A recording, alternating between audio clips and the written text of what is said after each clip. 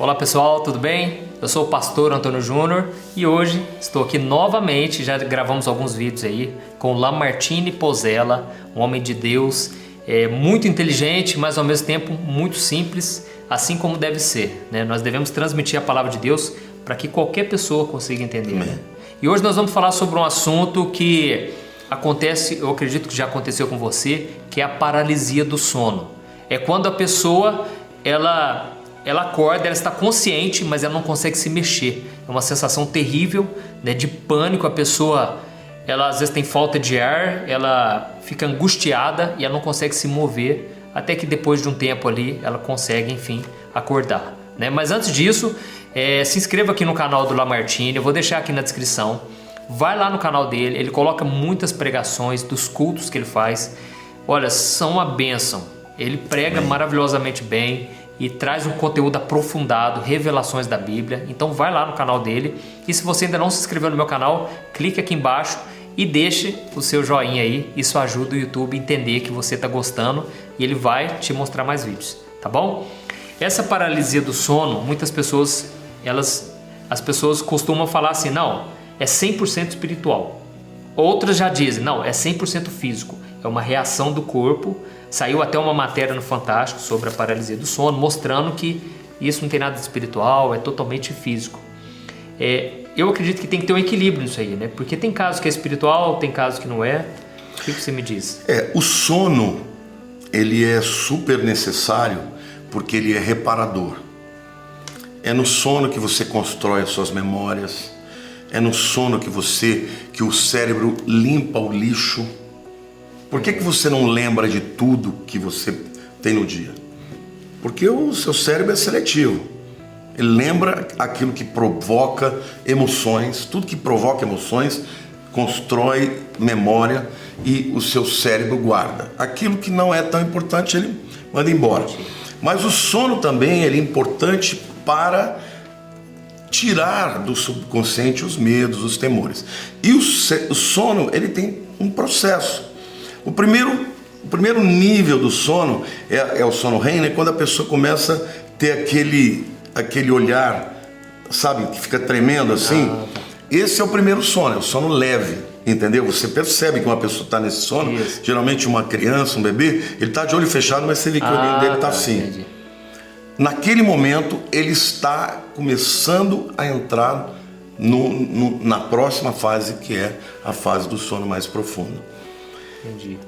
A volta deste sono profundo acarreta nisso. Muitas vezes a pessoa está nessa fase, quase acordando, mas ela não consegue acordar, porque o cérebro ainda está processando alguns pensamentos, alguns sentimentos, alguns temores. Entendi. Ele já está, por alguma razão fisiológica, chegando a quase a fase da vigília de acordar, mas o cérebro ainda não deixou. Então, por isso que a pessoa... O que na verdade a gente lembra do sono é essa parte. Do sono profundo você não lembra nada. Mas dessa parte de que você tá para acordar é o que você lembra. Por isso que tem gente que lembra do sonho. Entendi. Porque...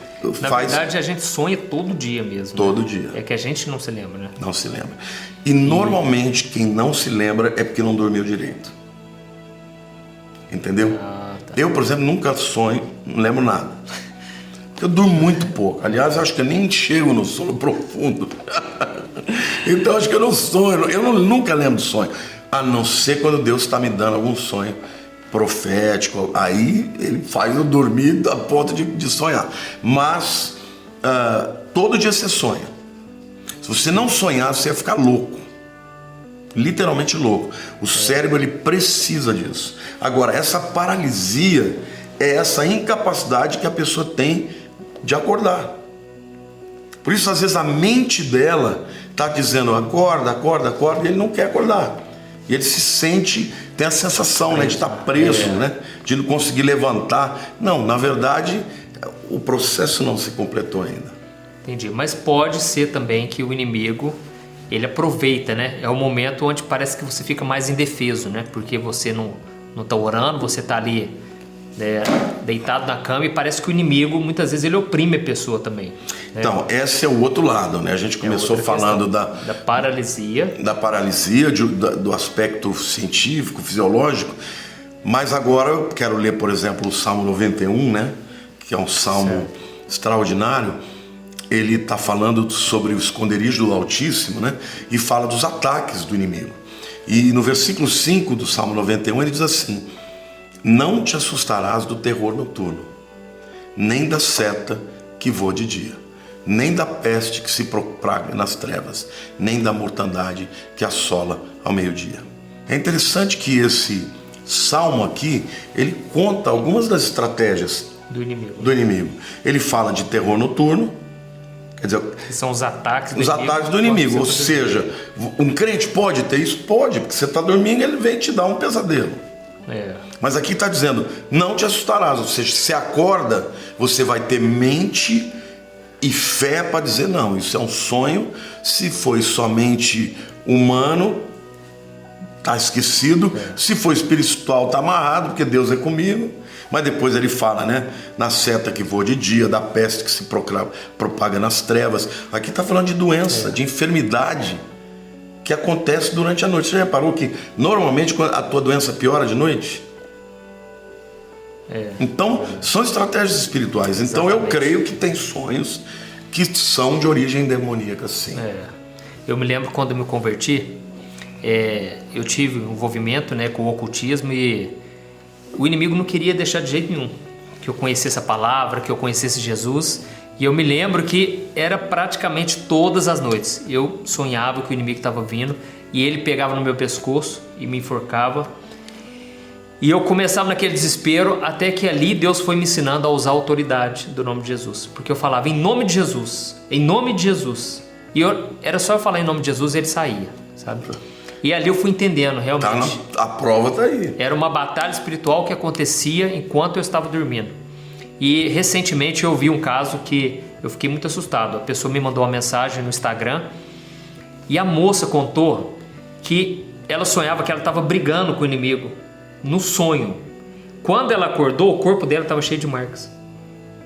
Ou seja, do sonho trouxe para o físico. Olha o poder da batalha espiritual. Aí eu fui conversando com ela, ela falou exatamente isso. Eu tive envolvimento com o ocultismo. Era uma coisa pesada que ela teve. Então, eu falei, agora você precisa de libertação. Você precisa usar a autoridade que Deus já te deu, em nome de Jesus. Não aceitar isso mais. Você precisa jejuar, você precisa buscar Deus. E aí eu ouvi também, um moço foi me pedir conselhos lá na igreja. Esse aí eu fiquei chocado. Quando ele era criança, a família dele frequentava terreiro de Umbanda e tal. E os pais não tinham conhecimento da palavra de Deus, da verdade. Ele, todas as noites, ele fazia xixi na cama, porque era só ele dormir. Vinham os demônios, carregavam ele para um lugar e começavam a bater nesse menino. E ele, porque apanhava, urinava. E ele não tinha coragem de contar para a mãe dele. E acordava a mãe dele, muitas vezes ainda batia nele ainda. Hoje ele é cristão, ele é liberto. Mas eu fiquei impressionado. O poder que tem o reino espiritual sobre o nosso mundo físico, a nossa vida. Então você precisa, meu irmão, antes de orar, ore, entregue a sua vida, peça para Deus te proteger, como nós falamos aqui, né? Deus quer te guardar debaixo da sombra do Altíssimo. Amém? Então não aceite isso, porque o inimigo, ele oprime sim as pessoas. Graças a Deus eu fui liberto dessa fase. Por que eu fui liberto? Porque eu saí de cima do muro. Era uma fase que eu ainda estava indo nas festas mundanas, amizade mundana, e ao mesmo tempo eu queria Deus, sabe? Mas à medida em que eu fui assumindo um compromisso com Jesus, o diabo, ele não teve mais poder sobre mim. Uma coisa que eu queria dizer aqui sobre o Salmo 91 é que quando Davi trouxe a arca para Jerusalém, ele fez um tabernáculo diferente daquele de Moisés. Porque no tabernáculo de Moisés a arca ficava escondida. Só o sumo sacerdote, uma vez por ano, podia entrar lá no Santos dos Santos. Davi, ele fez um tabernáculo, até que Deus chama depois de tabernáculo de Davi. Deus se agradou disso. Ele falou, restabelecerei, levantarei o tabernáculo de Davi que está caído. Mas como é que era esse tabernáculo? Ele era uma tenda de linho branco, transparente. Davi amava tanto a presença do Senhor que ele ia 7 vezes por dia. Rei de Israel. 7 vezes por dia ele ia lá adorar a Deus. E ele estabeleceu uma adoração de 24 horas, 7 dias da semana. Não é à toa que esse camarada nunca perdeu uma guerra. Mas ele amava tanto a presença de Deus, ele não podia tocar na arca. Se tocasse, ele ia morrer. Então, quando ele fala o que habita no esconderijo do Altíssimo, ele está pensando, imagine você comigo, nesse tabernáculo, com essa tenda de linho branco aberta, a arca, ele estava vendo a arca, mas não podia tocar, todo mundo podia ver a arca. No pôr do sol, quando o sol batia, passava pelo linho branco, ele pegava as sombras, ele pegava os querubins, e a sombra dos querubins no chão, Davi entrava ali. Então, na verdade, quando ele entrava ali no lugar onde estava a sombra não ficava mais no chão, ficava sobre o corpo dele. Então, por isso que ele diz, a sombra do Onipotente descansará. Ele cria que só de ele estar ali recebendo a sombra das asas dos querubins ali sobre ele, ele estava seguro. E ele escreve um salmo inteiro para dizer isso. Então eu quero dizer para você, querido, hoje Deus habita dentro de você. Eu quero te dizer que se você está tendo sonhos recorrentes e pesadelos, começa a adorar a Deus. Porque na adoração os demônios vão embora. Eles não suportam uma adoração verdadeira. Como é que os demônios iam embora de Saul? Davi toca na arca e cantando. Então você ficar declarando, ai, o demônio tem poder, o demônio está me oprimindo, comece a louvar a Deus, comece a declarar a palavra, fala, você não tem nada comigo, eu sou de Jesus, o poder de Deus é grande na minha vida. Sabe, eu estou falando isso, Juninho, porque tem tanta gente sofrendo. Eu passo todas as manhãs respondendo para pessoas que estão desesperadas. E o poder de Deus é maravilhoso. Então, meu querido, é muito maior. Encha a tua mente das coisas de Deus, que isso daí vai parar na tua vida em nome de Jesus. Em nome de Jesus, amém? Eu gostaria que a gente orasse agora por essas pessoas, talvez você aí, né, que está oprimido. Às vezes a pessoa começa a pegar medo do medo, ela começa a ficar com medo de dormir, porque ela pensa, nossa, aconteceu na noite passada, às vezes não tem coragem de contar para ninguém. Então, meu irmão, você não vai aceitar isso mais a partir de hoje. Amém, em nome de Jesus. Nós vamos tomar posse agora, nós vamos orar. Amém, orando em concordância crer. Aqui. E quando você tiver com medo, porque às vezes o medo vem, você vai começar a cantar, você vai começar a louvar a Deus, você vai ver. Você vai começar a exaltar, fala, Jesus, Tu és maravilhoso, Jesus, Tu és digno, Tu és o Rei dos Seis, você vai exaltar Jesus. E o diabo vai bater em retirada. Eu queria até, antes de você orar, dar um testemunho sobre isso. Outro dia eu gosto muito de orar de madrugada. Todas as madrugadas eu oro, eu tenho meu momento com Deus, mas eu estava assim, vivendo um momento assim, difícil, assim, sentindo alguma angústia que eu não entendia de onde vinha. E o celular acabou me sugerindo uma música do cantor Anderson Freire. Eu sei que ele é muito famoso, mas eu nem conhecia ele. Aí, como sugeriu, eu falei, vou clicar aqui para ouvir. E é uma música chamada Conflitos. Rapaz, aquilo encheu minha alma de uma força tão poderosa. Eu vi umas 10 vezes. Aí eu comecei a orar em línguas. Eu fui profetizando. Saí dali, não tinha mais nada de angústia. Então a adoração, ela é muito poderosa. Adore a Deus, porque quando você adora a Deus, quando a Bíblia diz engrandecei o Senhor comigo, como é que você pode fazer um Deus que já é o Todo-Poderoso maior? Você pode fazer ele maior quando você traz ele para perto através da adoração. Então não é que ele é maior, ele é maior para você naquela hora. Então nessa hora que o demônio fica pequenininho e Deus fica grande, né? Amém. Então vamos orar, ora aí, Juninho. Feche os seus olhos e vamos clamar ao Senhor agora. Senhor, meu Deus e meu Pai, eu me coloco agora diante de Ti, Deus, para Te pedir em favor dessas pessoas agora que estão opressas pelo inimigo. Senhor Deus. Opressas pelo medo. Meu Pai. Opressas por essa batalha espiritual. Nesse momento, Satanás bate em retirada. Eu estou te expulsando agora na autoridade do nome de Jesus.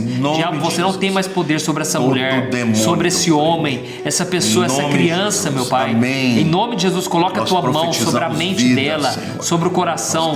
Pai, proteja essa pessoa debaixo das tuas asas.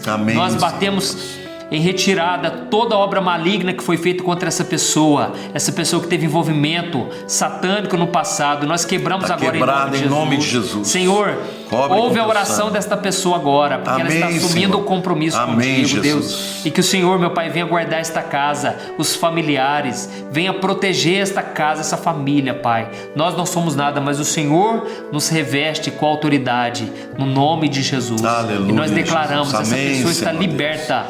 Nunca mais ela vai ter isso. Aleluia. Ela está totalmente liberta de todo vínculo com as trevas. Em nome de Jesus, meu Pai, que essa pessoa venha ter a melhor noite de sono nos últimos tempos. Que ela venha dormir muito bem, Pai, debaixo da tua proteção, aos teus cuidados, Senhor. Em nome de Jesus, que eu oro e te agradeço. Amém, Jesus. Glória a Deus. Meu querido irmão, toma posse. Deus é com você. Não viva pelos teus sentimentos. Viva pela fé. E Deus vai honrar a tua fé. Amém? Eu te espero no próximo vídeo. Nós vamos gravar alguns vídeos mais interessantes. Espero que tenha te ajudado. Se você já gostou, deixa o seu like aí. Vai lá no canal do Lamartine, tá aqui na descrição. E continue com a gente aí, que tem muito mais para vocês. Deus abençoe.